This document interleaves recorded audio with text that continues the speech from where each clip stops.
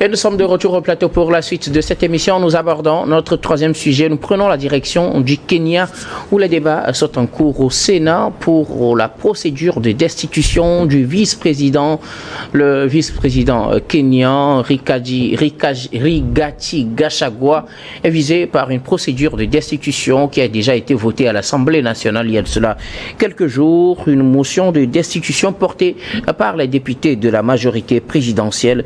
Le vice-président est accusé de plusieurs faits, corruption, insubordination, incitation à la haine ethnique et plusieurs autres faits lui sont reprochés. Il avait d'ailleurs déposé un recours auprès de la Haute Cour de justice pour obtenir une annulation du vote de l'Assemblée nationale.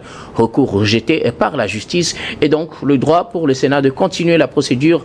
Les débats sont en cours actuellement en Nairobi pour cette procédure de destitution. On reproche au vice-président des faits de corruption, d'incitation à la haine ethnique, d'insubordination au président et d'autres faits. Mais pour lui, c'est une chasse aux sorcières, un acharnement politique, tout simplement parce qu'il n'avait pas soutenu le président William Ruto lors des différentes manifestations ou des récentes manifestations qui ont failli l'emporter. Et donc, c'est un règlement de compte, tout simplement. Selon son camp, ses avocats se tiennent à ses côtés, actuellement même au Kenya, pour les débats au niveau du Sénat, afin que le vote peut-être puisse tourner à sa faveur, afin qu'il ne soit pas destitué.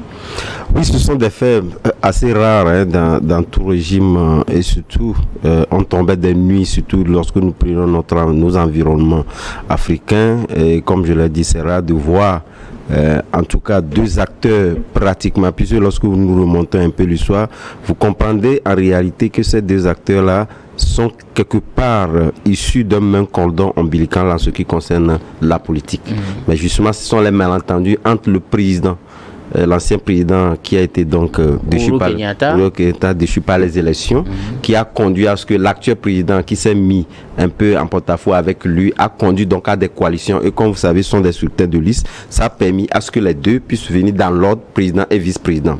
C'est vrai, vous l'avez dit, c'est 11 chefs d'accusation qui lui sont reprochés, notamment, nous n'allons plus revenir là-dessus, mais étant donné au niveau de l'Assemblée nationale, on a juste besoin d'une majorité simple. Et parce que lorsque vous prenez également les cas, c'est assez grand. Ça voudrait dire quelque part que lorsque... À l'Assemblée, ils avaient 282 sur 349. Tout à fait. Donc, 282 personnes ont voté pour sa décision. Tout à fait. Mais vous comprenez véritablement que l'enjeu n'est même pas encore joué. Lorsque, ça voudrait dire quelque part que ce dont on accuse l'homme d'affaires Rigathi, aujourd'hui, qui est aussi le vice-président, ne font pas l'unanimité au niveau des acteurs politiques. C'est vrai que ça s'est passé, il a fait les recours, 26 recours qu'il a fait au niveau de la Cour, en tout cas de la Rochamp, la Cour suprême. Mais la Cour suprême, bien avant même qu'il soit donc saisi, il y avait des gens qui avaient mis des réserves, avertissant le fait que s'il advenait que la Cour puisse donc trancher, ce serait nul et nul d'effet, ça n'aura pas d'impact sur la procédure donc enclenchée. Mais bien évidemment, la Cour a jugé opportun de pouvoir donc se dissocier des acteurs politiques ou des parlementaires qui ont donc conduit, en tout cas, ce vote dans la procédure, tout à fait, fait son cours. Donc nous sommes aujourd'hui à l'étape du Sénat, mais le Sénat également a jugé opportun de pouvoir donc interroger également la Cour sur en tout cas le bien fondé de cette procédure-là. Ça a été donc la même réponse. Donc, comme vous l'avez dit, la procédure est enclenchée au niveau du Sénat, mais ce qui est fondamental, parce que lorsqu'on accuse ces accusations émises contre le vice-président Rigathi, il le dit, c'est sans preuve. Puisque en réalité aujourd'hui, c'est la grande question qui se pose. Sur toute la ligne, il a bien évidemment dit, en apportant véritablement donc ces 26, en tout cas, c'est 26 au niveau de la Cour suprême. Il parle de preuves. Personne n'a réussi aujourd'hui à pouvoir identifier réellement donc les preuves. Donc, l'argument avancé selon lequel le fait qu'il n'avait pas soutenu le président lors des récents tours est véritablement sous peu. Le président avait voulu être donc emporté par ces événements-là. Mais pour certains également, il était sous, en tout cas les meneurs, puisque c'est un homme d'affaires. Et ce qui était reproché au président, donc lui, était plus avantageux parce que étant un homme d'affaires, on sait bien évidemment qu'il a changé de veste. Il est politique aujourd'hui, mais il est toujours dans Je dis parce que lorsque on parlait de la vie chère, on parlait de la vie chère, etc. Et nous parlons d'un homme d'affaires qui est vice-président. Donc quelque part, même si les arguments avancés, nous n'avons pas des arguments véritablement pour soutenir cette thèse-là, de toutes les façons, lorsqu'on parle de la vie chère, c'est tout à fait normal qu'on puisse interroger les acteurs des hommes d'affaires. Et l'homme, étant donné qu'il a dans des entreprises qui militent, en tout cas dans plusieurs secteurs, peut plus ou moins être un acteur clé qui pouvait en réalité temporiser les ardeurs des manifestants. Tel n'a pas été le cas. Donc justement, si aujourd'hui il parle de preuve, de pense qu'une logique permettait véritablement, étant donné qu'il est plus proche de ces acteurs-là, il pouvait véritablement intervenir, un temps soit peu, faire en sorte qu'on puisse désamorcer cette crise-là qui a failli, comme vous l'avez dit, emporter le président. Donc, cette logique dit, dont le président aussi voudrait véritablement justifier le fait que le vice-président est contre lui, était pour, en tout cas, sa décision quelque part. Donc, quelque part, lui également, ayant trouvé dans des griefs et des éléments, justement, à Sacha, étant donné qu'il a plus ou moins, en tout cas des acteurs ou des acteurs politiques, surtout lorsque nous prenons la classe basse, notamment l'Assemblée nationale, à sa cause, il a justifié cela pour réellement donc des choix, sinon demain. Alors, parce que étant donné, vous savez, est-ce que vous pensez que l'argument donné par le vice-président, l'argument selon lequel plutôt tout ce qu'on lui reproche, c'est juste des faits politiques, on lui en veut tout simplement parce qu'il n'a pas soutenu le président au moment des manifestations? Oui. Est-ce que vous pensez que c'est un argument fondé? Une logique d'école permet véritablement de penser que véritablement ce qu'il dit est vrai. Parce que jusqu'au jour d'aujourd'hui, aussi bien au niveau de la Cour de cassation, il a dit personne n'a brandi aujourd'hui une preuve tangible. Il n'y a pas de preuve. Il n'y a pas de preuve tangible. Mais lorsque je parle de logique d'école, quelque part, vous avez un président qui est élu et il y avait une crise. Et véritablement, la crise était véritablement donc aiguë. On l'a jamais vécu. En tout cas, c'est l'une des rares fois qu'on voit une crise sociale qui peut emporter le président. Et que le vice-président est resté dans son coin et il faisait comme si de rien n'était. Mais justement, de toute façon, c'est tout à fait normal que le président puisse lui en vouloir parce que cette crise-là, quelque part, moi je pense qu'elle a été justement donc déplacée. Donc le président n'a pas encore trouvé les manettes véritablement donc pour asseoir une bonne politique pour dire véritablement que cette crise-là est derrière lui. Donc demain, on peut également réveiller les dieux démons à partir du moment où on sait que Tampon, il essaie véritablement de résoudre cette crise-là et que cette crise... Il a d'ailleurs annoncé de nouvelles taxes. Tout à fait. Donc cette crise revient sur la table et que si le vice-président restait donc dans son mutisme, en réalité, il est en danger. Donc, quelque part, pour lui, il faudrait quand même, en résolvant, en trouvant des voies et moyens pour résoudre cette crise-là, il faudrait résoudre le cas du vice-président qui est devenu encombrant, des chaussures encombrantes. Merci beaucoup à vous, Adama Djonou. Alors, Firmin Teko Agbo, le vice-président du Kenya, subit actuellement, ou bien fait l'objet plutôt, d'une procédure de destitution. La procédure a déjà été votée au niveau du Parlement à 282 voix sur 349. Seules environ 60 quelques personnes n'ont pas soutenu la procédure de destitution. C'est-à-dire sur 300, si vous avez juste 69 par exemple, 64 à votre cause, vous êtes très loin du compte. Mais lui, il croit toujours, il pense qu'il peut inverser la tendance. Il a d'ailleurs déposé un recours au niveau de la Haute Cour de justice pour qu'on puisse annuler le vote de l'Assemblée nationale, ce qui a été rejeté par la Haute Cour. À l'heure où nous parlons, les sénateurs sont toujours en congrès. Au Kenya, ils sont en train de discuter pour finalement faire le vote qui aura lieu, si tout va bien, ce jeudi dans la soirée. Vous savez, je voudrais dire 3 petites choses. La première chose, c'est au niveau des chefs d'accusation. Il y a juste un substantif qui me paraît intéressant. L'insubordination. Insubordination au chef de l'État. Ouais. Insubordination au chef de l'État. Lorsqu'on sort ce mot-là, déjà, on sait que tout est politique. Insubordination par rapport à quoi? Ça n'a pas de sens. Ça n'a pas de sens. Le vice-président, il n'est pas le numéro 1. Oui, bien sûr. Vous avez dit, il est insubordonné. Il est insubordonné. Il est insubordonné au président. On n'a jamais avancé un argument pour dire voilà, il y a telle politique qui n'a pas respecté. Mais on n'a rien avancé par rapport pour défendre cette insubordination jusqu'à présent. Ça veut dire qu'en réalité, tout est fourré dans la politique.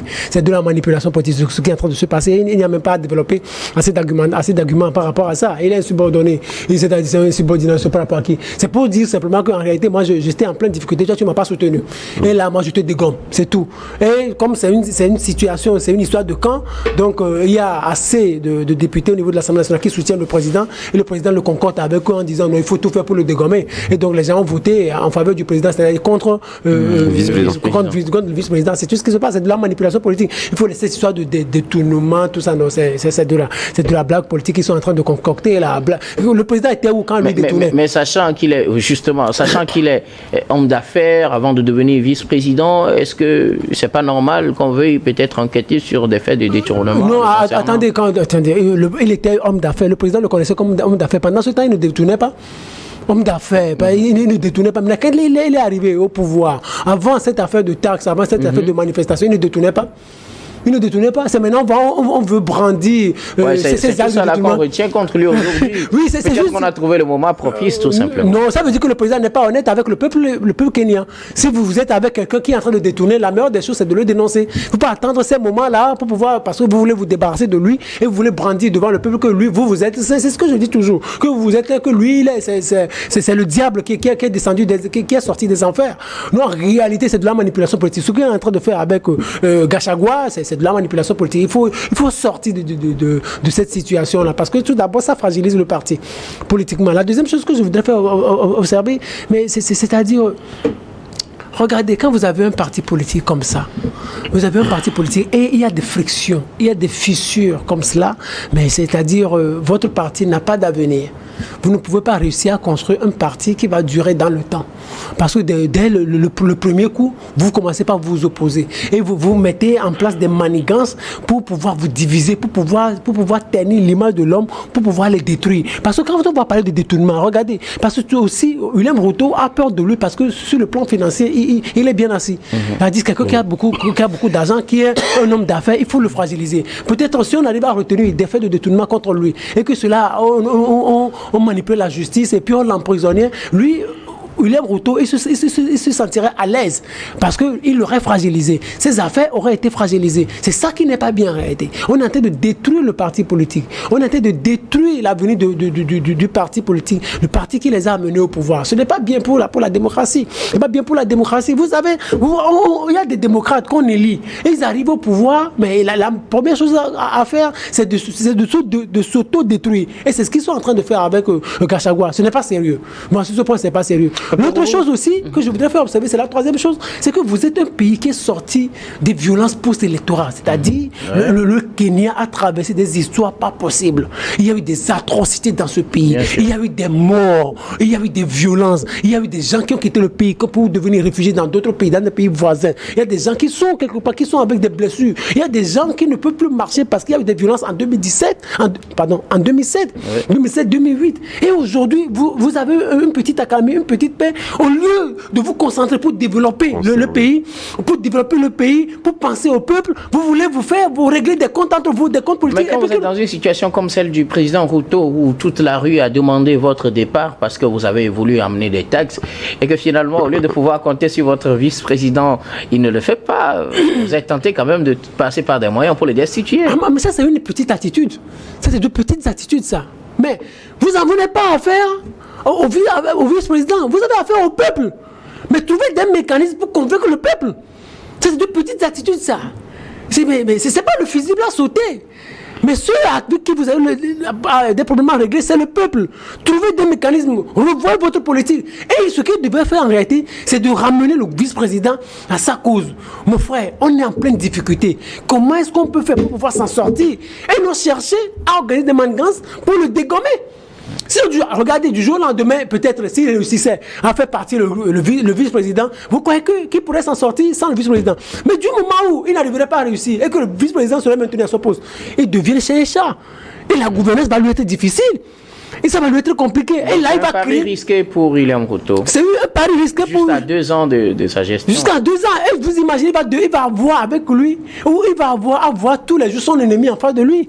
sans pouvoir rien faire. Regardez au niveau du Sénat, je ne pense même pas que cela puisse passer. Parce que même si la justice, je peux dire que la justice, elle est manipulée. Il faut qu'il prenne le téléphone pour dire, mais il ne faut pas accepter le recours qu'a déposé Gachagua. Et puis ça va passer. Mais au niveau du Sénat, il y a des opposants qui le soutiennent aujourd'hui. Vous imaginez, quand vous êtes chef d'État et que vous avez des opposants qui soutiennent votre vice-président, vous êtes en danger. Ça va être compliqué pour vous. Vous savez, c'est ce qui est arrivé presque à Donald Trump. Mais Pence arrivé à moi de ne le soutenir plus. Parce qu'il y avait régulièrement des différends entre lui. Et c'est pour cela qu'au niveau de l'élection, au niveau de son élection, Mike Pence n'avait pas trop soutenu. C'est comme ça que vous avez votre vice-président qui n'est plus avec vous, qui est soutenu par votre parti adverse. Vous êtes en danger. C'est un pari risqué pour William Ruto. Et moi, je pense que les Kenyans n'ont pas besoin de ça parce que c'est un peuple qui a beaucoup souffert, surtout ces dernières années. Merci beaucoup. À vous, Firmin Teko Agbo, quelque chose à ajouter, Adam? Oui, bien évidemment, parce que ce qu'il faut faire constater, c'est que demain, la fissure est née. Si cette procédure-là n'aboutissait pas, je pense que, comme Firmin l'a dit, le président est véritablement donc en danger. Mais lorsque vous lisez un peu le schéma du Sénat, c'est très fort probable que cette procédure-là n'aboutisse pas. Parce que quelque part, le Sénat veut véritablement être dans une position réaliste, en réalité de pouvoir évaluer et de justifier en tout cas les faits qui lui sont reprochés aujourd'hui. Vous avez commencé déjà par constater, non seulement on sait véritablement que ce sont des coalitions, etc., mais beaucoup ne sont pas véritablement pour cette procédure au niveau de d'abord même au niveau de l'Assemblée, parce que nous l'avons dit tantôt, lorsque vous prenez en tout cas dans l'équilibre justement arithmétique, c'est pas véritablement ça. Donc si ça n'aboutissait pas, je pense qu'il met en danger sa gouvernance et ce qui lui est arrivé au niveau de la rue serait encore plus pire les jours à venir. En tout cas, on attend de voir ce que vont dire les sénateurs kenyans sur cette affaire. Les débats continuent. Les débats ont commencé ce matin depuis 10h et sont toujours en cours. Ils continueront jusqu'à demain jeudi dans la soirée avant de laisser place donc au vote. Si le vice-président sera destitué ou pas, nous le saurons et on en parlera peut-être dans nos prochaines émissions. Mais sur ce, nous allons marquer une nouvelle pause. On reviendra tout à l'heure pour la suite de cette émission.